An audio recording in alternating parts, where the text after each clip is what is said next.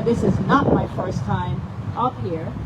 So it's good to see when results and progress is happening, and I want to applaud the mayor and his leadership team for doing that. In Baltimore and in too many cities across the country that I visited, too many people are living without a home. Too many of our mothers and our fathers, and increasingly too many of our grandparents are living without a home. They're unhoused, and we have to do better. We can do better. We are the most powerful country in this world, and we have to do more.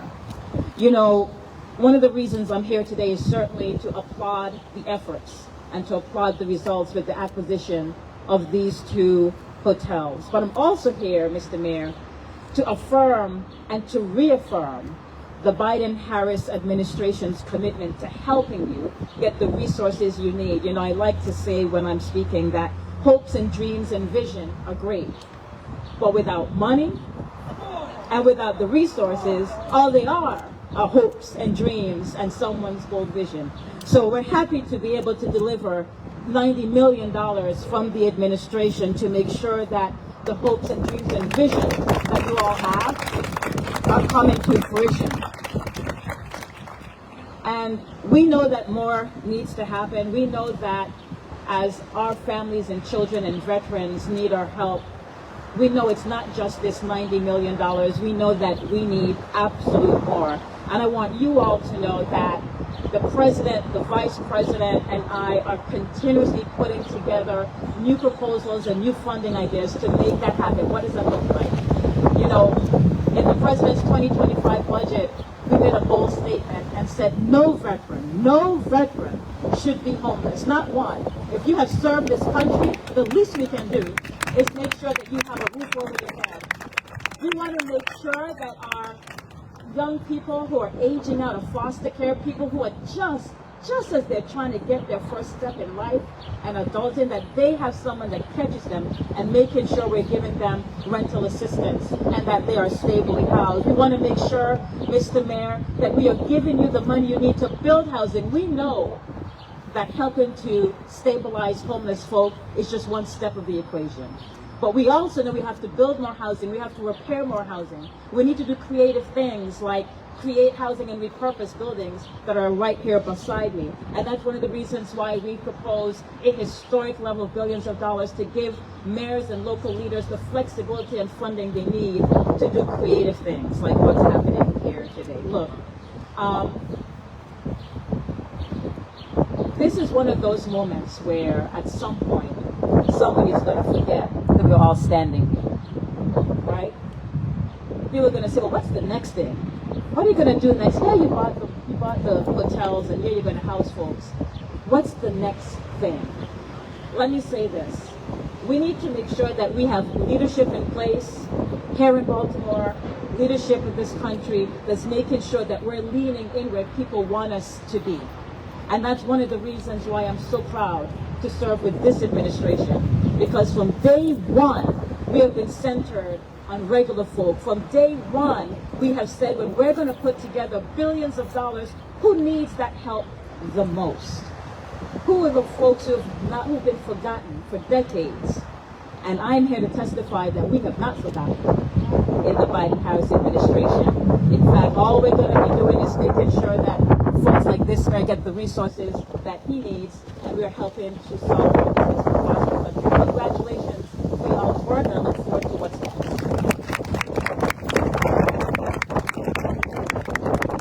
Now we will hear from none other than our local statewide housing secretary, Secretary J.K. Secretary. Well, good morning. Comptroller Henry and I were over there marveling at the fact that the federal government was responsible for providing this weather.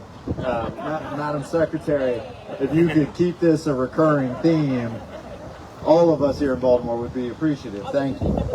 Other duties aside, right? Madam Secretary, we are so appreciative of our federal partners. And I want to tell you that I am here today wearing one of my hats that Governor Moore expects me to wear, which is cheerleader. We didn't do this. We are here to cheer you on, Baltimore. Bravo. Bravo. Yes, it takes resources. Yes, it takes partnership, federal, state, local. But boy, you better believe that it takes leadership from the people entrusted to represent the best ideals of our community. And so, Mayor, council members, comptroller, friends, Baltimore is leading. You're doing it. I want to note that while we have challenges ahead, we are tantalizingly close to functional zero veteran homelessness in this state. We are tantalizingly close to functional zero unaccompanied youth homelessness in this state. We are tantalizingly close to ending chronic homelessness in this state. And this is precisely the decision that gets us to that goal. So let's keep on doing it together. Permanent supportive housing is absolutely the solution that we need. People deserve shelter. It ought to be treated as a human right. People deserve a roof over their heads. They deserve dignity. And this is how we get there. So, Mr. Mayor, congratulations. My friends in the city of Baltimore, as we make decisions, last week we're awarding homelessness solutions grants that you'll find out about soon. We reward those that make positive decisions for themselves, and I can't wait to continue to reward Baltimore with our little bit of support. So bravo, keep up the great work. Congratulations. Thank you. Now we will hear from the pride of East Baltimore, Councilman Robert Stokes. Thank you, Mr. Mayor, but I always like to start off thanking God for being here today. Look at this great weather. If this was last Saturday or Sunday, we'll be fried. Tomorrow, it's going to be 107. So I just want to mention the real hard workers, the Mayor's Office of Homeless Services, Jesse Stevenson, HABC, all those partners who on the front line who really do work, out here work with our homeless here in the city. The most thing I'm so proud of, that finally, Mr. Mayor, you put faith in this, because I know you got a lot of heat behind this, but people always say they want to help homeless people. This is a great idea, so we really want to make sure their house is not temporary. So, Mr. Mayor, I want to thank you for doing that. Also, you know, the gentleman who owned both of these, I got many calls from him, sleeping on the steps, going to the bathroom, so I'm glad to see this. And when you talk about addressing the homeless here in the city, this is a great opportunity for our city, our state, and all our partners to show what Baltimore can do when we talk about addressing homeless in this city. Thank you so much. Thank you, Councilman. And I did put faith in this. Literally, this was faith project. Literally. Next, we will hear from our Chief Recovery Officer, Director Shamai Kearney.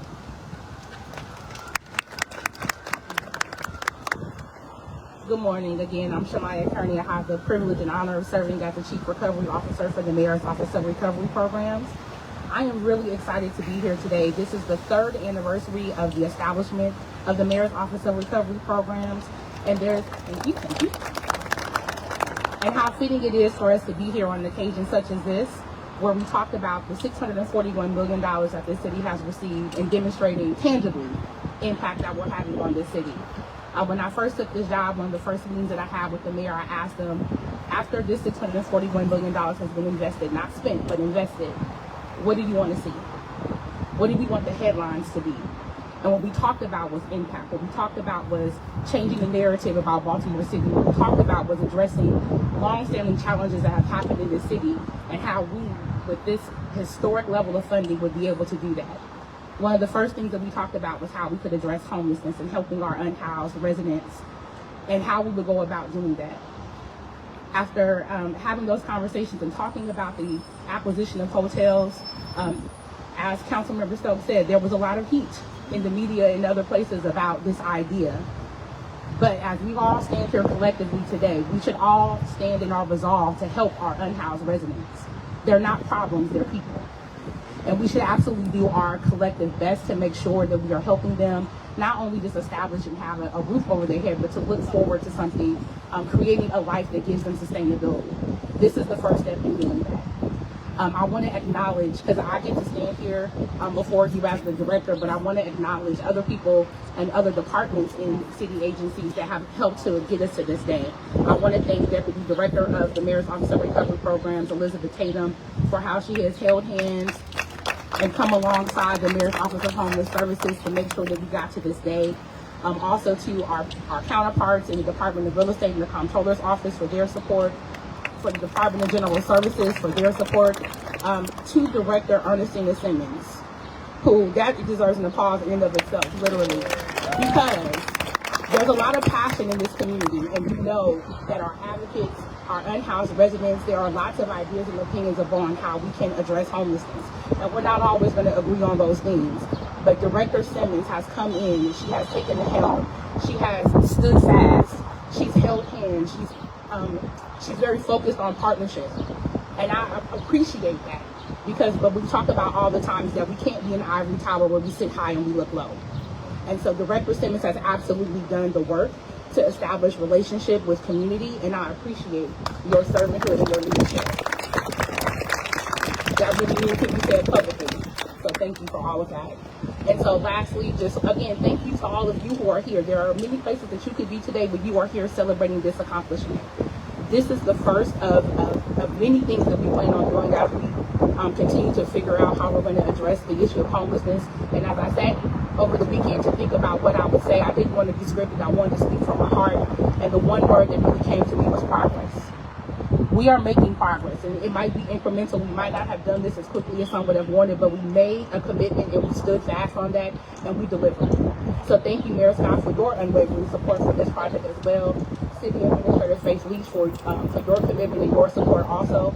Just all of the collective support around it, and understanding that our unhoused population, our people, and our problems. And thank you for continuing to believe in that, despite the fact that we are a little bit post-COVID, we still have challenges.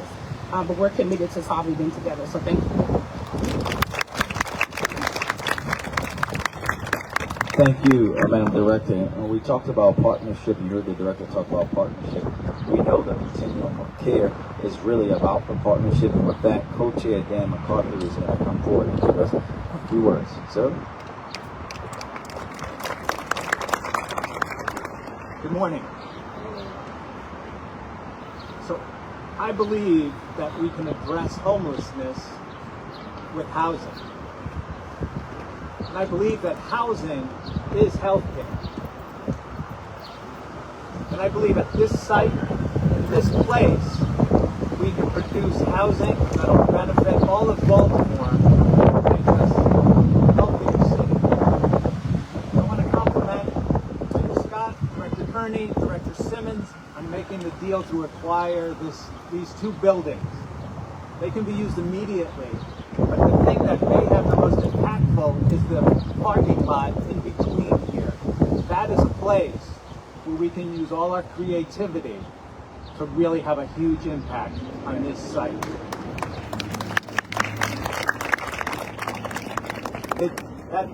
This site is rich with possibilities that'll benefit Baltimore for generations.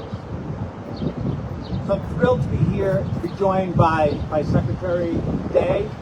We recently created a division of homeless solutions at the Department of Housing and Community Development, Maryland Department of Housing and Community Development. Unprecedented dedication that the state is making with human capital and financial capital to partner with us. And we're thrilled to have Secretary Day and Daniel Meister, who heads that division and knows Baltimore well, joining with us.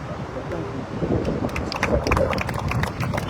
I also want to hold up Commissioner Kennedy, who I saw here, Commissioner Kennedy here, who really has done a terrific job of knitting together the housing and the homeless service side. She was the bridge that created the bond between Director Simmons and her staff and Secretary Day that'll really be a huge impact on this. And I think that we will benefit again for a long time here based on this. And that partnership has really created a link between Secretary Day, Mayor Scott, and of course Governor Moore, who's a critical player in this. Look, but I just want to point out that the vision for this is coming from Baltimore, right?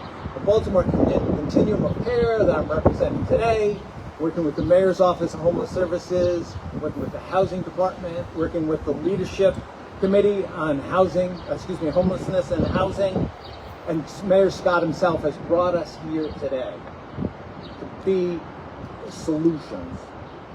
Like I don't know how many of you knew Anthony Williams, a longtime housing activist here in our city, and I am feeling the presence of Anthony with us today. He would be so proud. This is what he pounded on so many tables to achieve.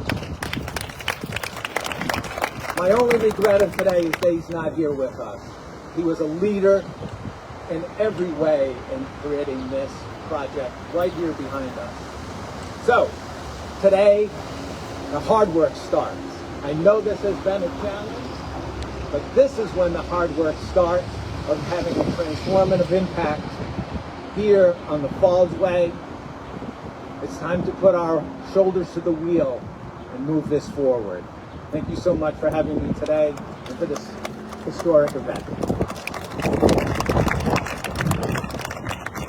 Thank you, Dan. Now we hear from our fabulous director, Director Simmons.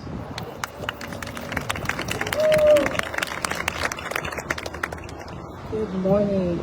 First and foremost, I just want to thank each of you for taking the time out of your day to come and spend this morning with us. It is more than appreciated, and I'm grateful for that. I've been in this seat now for 9 months. I've been in this seat for 9 months. And when I'm hearing that this was a difficult project, what I saw was so many city agency leaders have stepped up and took my calls and took my questions and just stepped up, because something like this just does not happen with just the Mayor's Office of Homeless Services. It looks like Commissioner Kennedy taking my calls, Janet Abraham's trying to help me understand what exactly does this acquisition look like, and meeting with community partners to help me understand what are the needs and what are the missing gaps that we have in our system that we're trying to serve for. So I want to take a moment, number one, to say thank you to the mayor. Thank you to Celia Leach. Shemaya's office is just a tremendous blessing, because her team has served almost as a part of my team, and that has allowed us to be standing here today. And so thank you all for that. What you're seeing today as this acquisition really is the first step in what our journey is. This is about the creation of permanent supportive housing for our community. I think one of the things that we have to fully embrace is clients deserve to be seen, heard, and served, and that is the mission of the Mayor's Office of Homeless Services. We're grateful for what this opportunity is going to allow. Permanent supportive housing is different. It's a very different approach.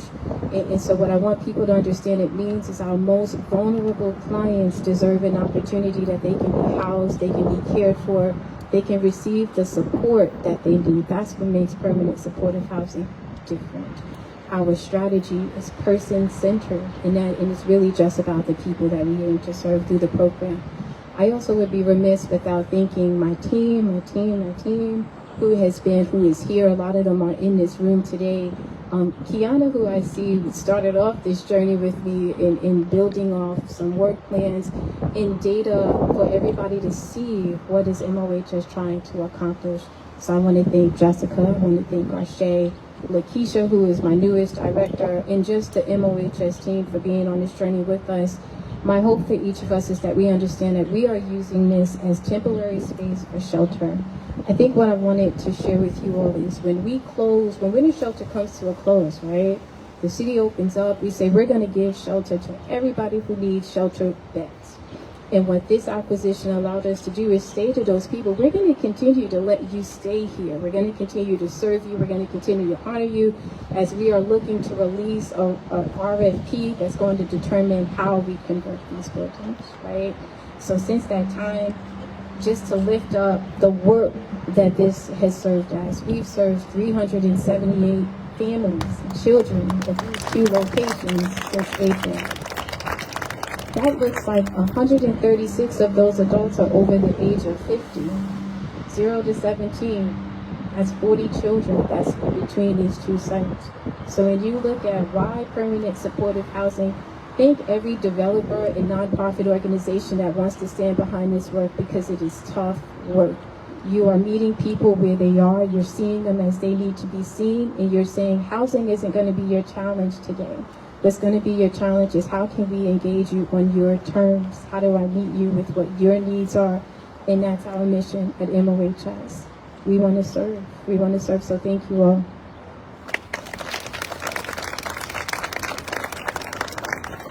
Any questions from our friends in the media? All right, thank you very much.